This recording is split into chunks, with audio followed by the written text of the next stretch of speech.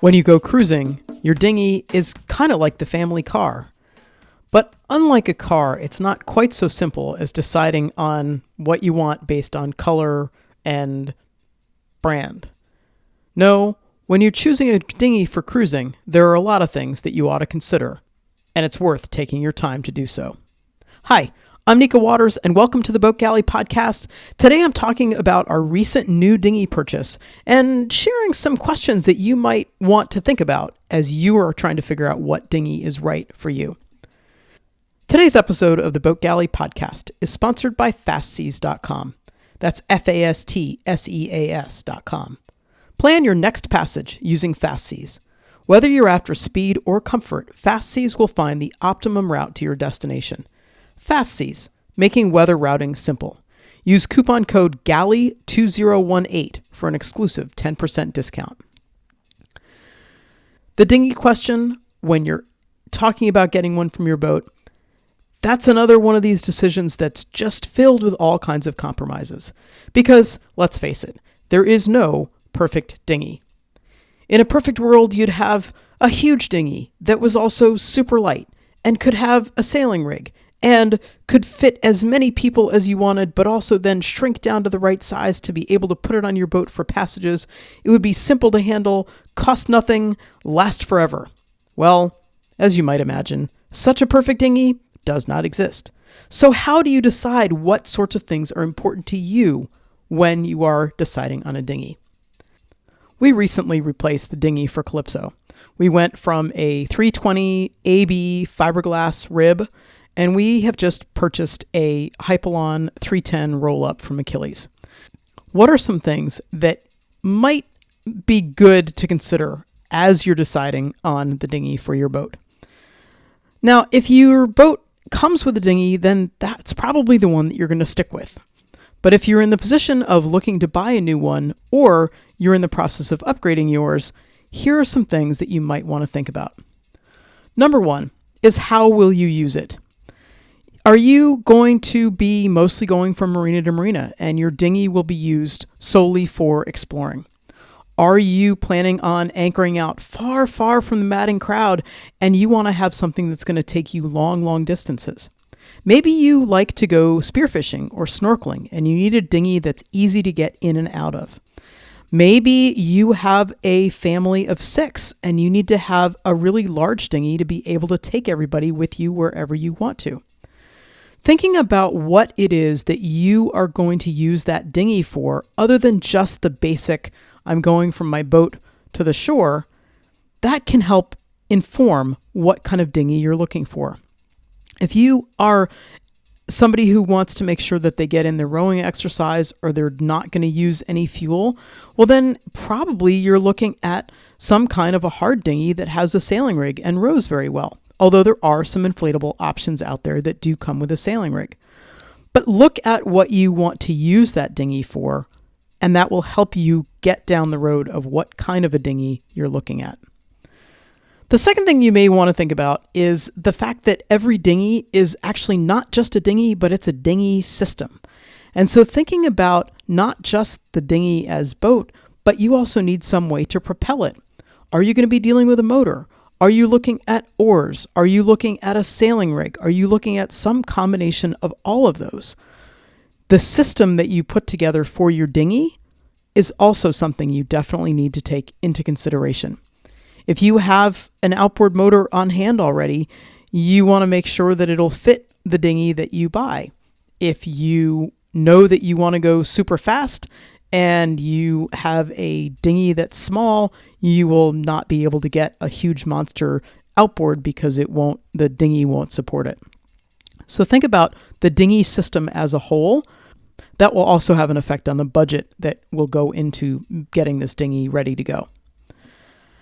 A big thing for us, and the real big reason that we decided to go with a roll-up dinghy, is how will you store this dinghy on your boat? We loved our big rib, but when it came time for passages, it was a major pain. In fact, our dinghy was so big that in order to put it on the boat and tie it down securely, we lost access to the foredeck. We lost access to being able to raise the anchor. We lost access to the use of the staysail. We lost access to the use of a code zero.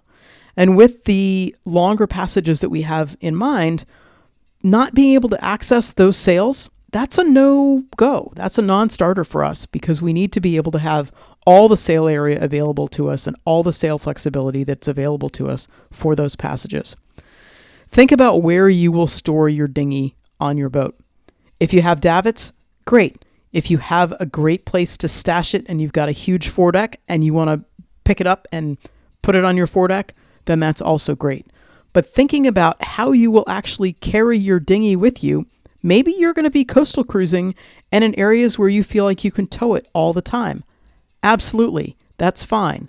But think about these options and these things to consider as you're deciding on what dinghy it is that you want for you. Another piece to consider when we're talking about how you store your dinghy is thinking about how you will store your dinghy at night. In a number of places, it's really smart to pull your dinghy up out of the water every single night.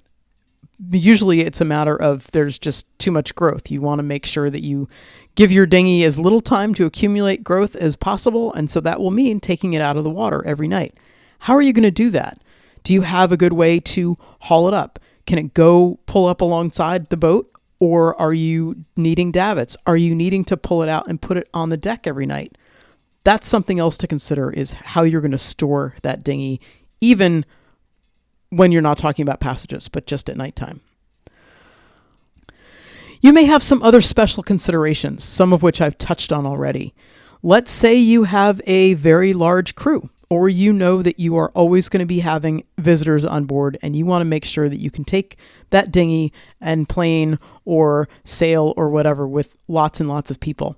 You are going to be looking at a larger dinghy or looking at a way to have two dinghies on your boat, as opposed to somebody who is long-term just cruising with a crew of two. Perhaps you are on a very, very tight budget and you know that you can only afford a certain amount. That will either dictate the fact that you're going to find a used dinghy, maybe. It will help you decide what kind of dinghy you can actually afford to get.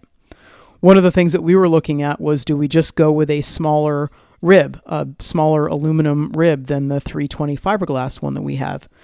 And certainly when we started looking at prices, the fact that a 9-foot or an 8-foot aluminum rib was going to cost about $5,000, whereas the same size roll-up cost us $2,800, that's a pretty massive difference.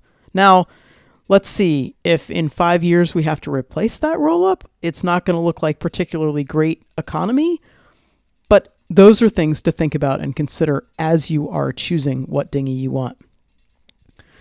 Another thing that may come into play for you is your own sense of personal aesthetic.